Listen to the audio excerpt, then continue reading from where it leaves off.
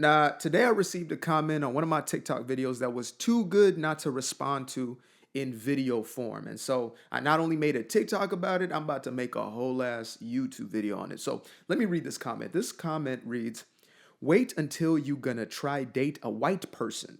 Your white MAGA friends aren't gonna like you no more, like they do here in the comments. Now, this is a response to a message that I was putting out, speaking to those who essentially had lost friends, family members, etc., due to their support of Trump, i.e., due to their rational minded decision to not choose destruction and dysfunction, which is what the leftists have become, not Democrats. There's now a difference between what a Democrat used to be and the far leftists. But nevertheless, this is what Buddy Boy Jeff leaves me as a comment. Now, the first thing I noticed was that he was writing in Ebonics, which is a curious case. I mean, I already know how racist the white liberals are, a majority of them, and how obsessed with the race they actually are. Most liberals or far left leaning, wokety woke folk, they are so obsessed with race. It's like race is everything for them. And yet, they consider everybody else to be the racist, which is typical narcissistic behavior, is projection, gaslighting, and all the sort. But this message, is written in Ebonics. It says, wait until you gonna try dating, wait until you gonna try dating a white person. So even the Ebonics is not Ebonicking. Like, it's not even hidden. It's like, wait till you try date a white woman, he could have said. Your white MAGA friends aren't gonna like you no more. No mo. You could just say no mo. No more doesn't hit the same as no mo. So you could just do no mo. But, besides that, this gave me some insight into, the mind of the woke white liberal, right? These individuals who are so fixated on race. Now, unfortunately for Buddy Boy Jeff, something I addressed within my TikTok response to this was, here's the thing, my guy. That's already happened. Not the second part, but the dating of a white woman, that part already happened, right? Surprise, surprise, I have indeed in my history of dating have been in relationships with white women. Simple as that. And guess what happened? During the time in which I was more so a closeted conservative, except for maybe the people around me closest to me, etc.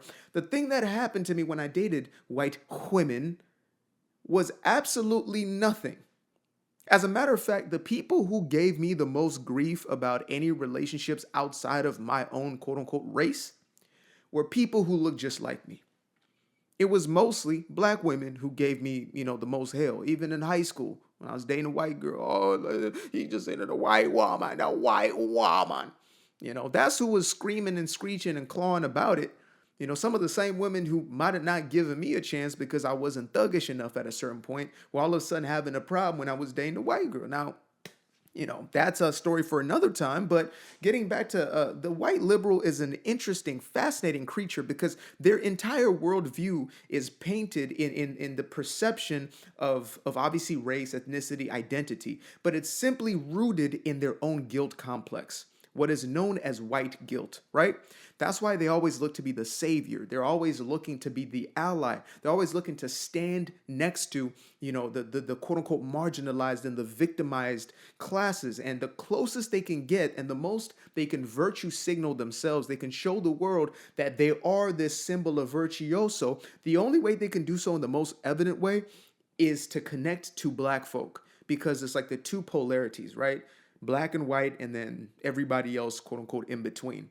So the fastest way that they can get kudo points within their own worldview is to attach themselves to the struggle and the plight of black folks.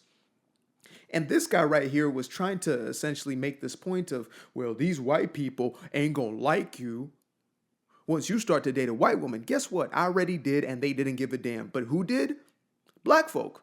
Now, he won't address that part because it doesn't feed into his paradigm, into his worldview, and it doesn't get him brownie points with the people that he's trying to win brownie points with, right? And this guy, Jeff, I'm not picking on him specifically, though he publicized himself, literally making such statements in the public as a response. Look, I'm the type of guy, if you send me something privately and I want to share it publicly, I will ask for your consent, etc. But if you share something publicly, I'm responding to it publicly. That's how that works. Okay? I'm responding to your public response in a public way. on a public forum, and you got your whole name there, etc.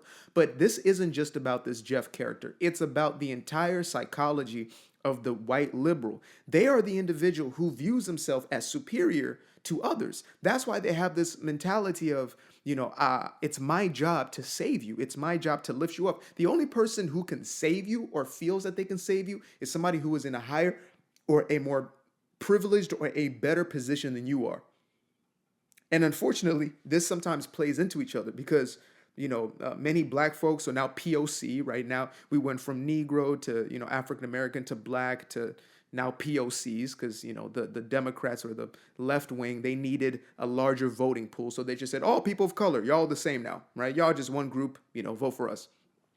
So if you are a quote unquote POC, you are taught that you are marginalized, you are inferior, really. If we're to get down to the nitties of the gritties, you are being the communication at the unconscious level is that you are inferior and you cannot do for yourself. The entire woke ideology is built upon the victim mentality. It's built upon your lack of power, of internalized power. Now they externalize that power and say the only way you can mobilize through this life is if all these systems did not exist and they weren't in your way, when in reality the only system that is in any of our way, any of us, even if it's Jeff over here, as white as Mississippi snow. I don't even know if it snows in Mississippi, but the only thing that separates us from the things that we desire in this life is our belief system, not the system of inequity and the system of injustice. It's the belief system. There are multitudes of people who are in the most corrupted systems, corrosive systems, who are in the most marginalizing systems, and they've found ways to break out of the mold and to do something greater with their lives. Imagine, like America in its inception, when it was mostly just forestry and a few little colonies, these people who broke away from the monarchy that was England and were trying to figure things out. I'm currently reading Thomas Jefferson's biography, so my headspace is in that place. But, imagine being in this space and having to create a country out of nothing. Like, it's just a concept that you have, and you bring this concept to life, and you're fighting all these forces. You're still under the monarchy, and you're seen as treasonous because you're breaking apart from the system and all this other stuff, and they still figured it out. And here we are, many years later, benefiting off of the privilege of being in a country like this or in a westernized system. For many of us who are able to watch this, maybe some of y'all aren't, but you even see the opportunity. It oftentimes takes somebody outside of the thing to see the opportunity within the thing. But that's just a sidebar. That's $1 million worth of game on the side right there. $1 million worth of game on the side. But back to the white liberal. The white liberal, and we were warned by the likes of Malcolm X, who I did not stand behind all of Malcolm X's ideology. And according to history books, Malcolm didn't stand for the same thing throughout his entire life either. Once he visited Mecca and realized, oh, there's many Muslims who look nothing like me and we can all be brothers and sisters, he changed his ideology on separating the races, etc. So good for him on that one. But as far as the messaging of, beware, they're the slickest and slyest. Like, I lived in the Bay Area, so I got to experience what it was to have, the white liberals who were always trying to, kind of connect to me, affiliate with me. And, even strangers. I'm not talking about friends. I'm talking about strangers who wanted to, get into some sort of conversation reminding me of, the systems of inequity and to virtue signal, their way into relationship with me. It wouldn't work at a certain point because I was over it. I was their worst nightmare in most cases. More cases than not, I was the last person that they wanted to talk to on the face of the earth. They were better off talking to another white conservative because I wasn't having it. Or a white conservative, because obviously they were the stark opposite of that. But again, being in a place like that, I really got to see the subtle nuances of these people who had never really been around black folk like that. Like, it's so funny how they say, the South is so racist and da-da-da. And I got a lot of family in the South, and sure, there's pockets of places that are overtly, prejudiced, overtly racist, bigoted. That exists everywhere. But when you're in a place like the Bay Area or these very left-leaning places, like, it's like, oh yeah, we accept these ones. But then when they're actually around you, it's like, what do I do? If you were to say, okay, let me move 10 of these black folks into your neighborhood, into your house, they'll be the last ones. My pops was telling me about Mark Benioff, the CEO of Salesforce, and how he's one of the biggest wokey executives in the Bay Area, which is saying a lot. It's like saying, you are the whitest person in Utah. That's crazy. Like that's you got to be on some. You're translucent at that point. So Mark Benioff, CEO of Salesforce, he's wokey woke, and he wants all of these things like bring the homeless and bring all this, and all the immigrants need to come in. But yet he's one of the biggest opposers of a bill to build more houses in his own neighborhood. So all they're literally trying to do is pass a bill where you can build like 2 houses on a property. And he's fighting against it because he doesn't want any other people living there. He already thinks there's too many people in his neighborhood of like 50 people, whatever, and it'll bring down property value. This is the same guy. This is the level of hypocrisy that these individuals live with and in. It's a delusion, and they use it as a means to prop themselves up. It's a tool of narcissists. It's a different sort of narcissistic supply, but it is narcissistic supply nonetheless. They have a superiority complex, but it's coverted. And so they show themselves to be compassionate, to be caring, until they find somebody who will not give them supply, i.e. myself. And then they'll start to tell you how you're going to be rejected by white people because you're going to date a white woman, and they're going to hate you. That's his like wishful thinking being projected onto me. I hope you're rejected. I've heard literally like women being told that other women are telling them they hope that they get raped. Women are telling other women because they voted for Trump, I hope you get raped, and I hope you pass away because you don't get the medical care. That's the type of psychology we're dealing with. That's why I'm so adamant on this. I know I've been going ham on the subject of wokeness, but this is one of my greatest callings in this life, is to call this foolery for what it is and to continue to speak truth to power until we eradicate this thing for our society. It has been the most detrimental aspect of society. My whole purpose has always been to free people from their own limiting beliefs. And I've realized that at the core of the victim mentality is this insidious, parasitic quality that is the woke ideology. It is a parasite of the mind. Shout out to Dr. God Saad, who literally has written a book on how this is a parasite, right? It's a parasitic entity within the mind and emotions of an individual. It thinks and feels for them. And so for me to be able to get somebody into, out of that victim mentality, we need to eradicate these sorts of belief systems completely from ourselves. Let go of the idea that I am oppressed and there is some oppressor out there, out to get me, and I can't do anything for myself because of this oppressive force. This is beyond politics. This is beyond, race. This is beyond any of the identity markers.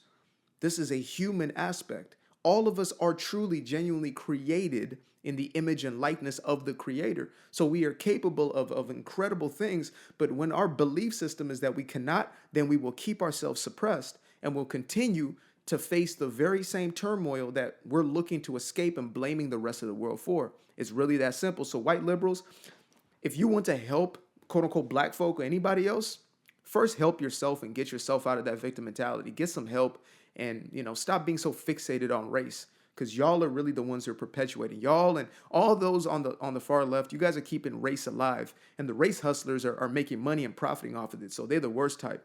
I used to be afraid of the dark, a place unknown like a hardening heart. I used to see my life in the bar. Now the kids unchained, every shackle is lost. 2 steps in the moonlight, 2 step in the daytime.